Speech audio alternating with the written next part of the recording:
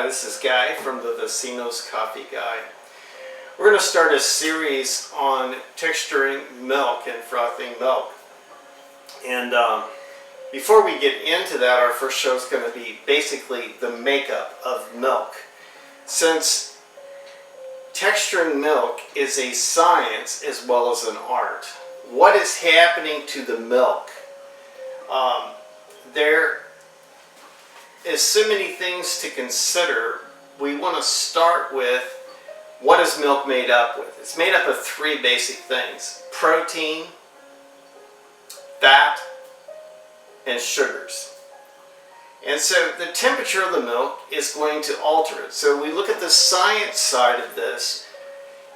Take the fat. I think of butter fat, and that's different butter fat ratings in whole milk, 2% milk, skim milk. It's altering the fat by changing the temperature. If you take a thing of butter and you take it out of the refrigerator, it's hard. If you leave it in something warm and it's hot outside and you leave it outside, then it's going to get soft and melt. And there's going to be these different things that happen to the blobs of butter when the temperature changes. Now the sugars are going to change as well. We want to talk about that because as a diabetic, you realize that starch turns into sugar. And so what we want to do is we want to alter the science of the milk to get the taste to be different. And so we're going to look at the science behind the milk texture and what is happening to the sugars as it heats up, as air is introduced, and the protein holds the air bubbles, and the fat attacks the bubbles. So skim milk will actually have a stiffer foam and stay foam longer than a whole milk foam. And so that's because of the science. What we're looking at is changing the science of the milk. And so we're looking at how do we do that with this machine. We alter it by shooting steam in, and the angle of the wand is going to cause a vortex and introduce air to it. So the air is going to change the milk, the temperature is going to change the milk, and that's what we're looking at is milk texture.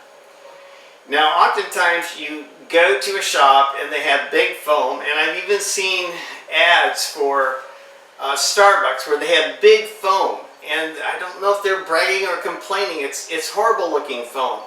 What has happened in that foam is they've overstretched it, and they've taken the sugars and they've changed it into a starch, and so it tastes starchy. So hot milk and overstretched milk tastes starchy. But to bring out the sugars in milk, we want to roll the milk and we want to introduce the liquid and the bubbles together, and we're going to sweeten the milk. It's going to change in sweetness as we texture and foam that milk. And so that's what we're going to talk about today, is what is milk made up of and what are we doing to the milk to make it taste and look good.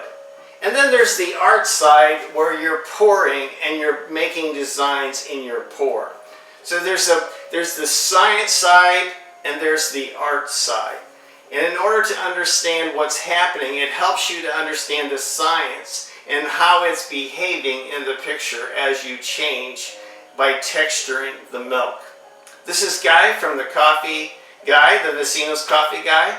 Hit the bell for subscribe and we'll let you know when we do a new video. Thank you.